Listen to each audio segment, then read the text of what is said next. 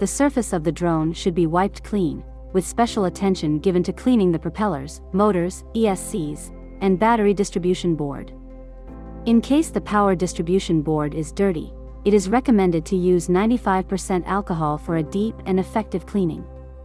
For regular transportation, it is essential to ensure the drone is securely strapped after loading. Avoid forcefully jerking the propellers to one side, as this may result in potential damage. The primary purpose of agricultural drones is to facilitate agricultural production. It is strictly prohibited to employ these drones for any other purposes. Additionally, it is crucial to refrain from attaching heavy objects beneath the drones during operation, as this can lead to abnormal radar height holding. In extreme cases, such actions can result in instability and even the unfortunate event of a crash. It is strictly forbidden to engage in any form of crewed or modified drone operation, and please note that warranty service will not be provided for modified drones.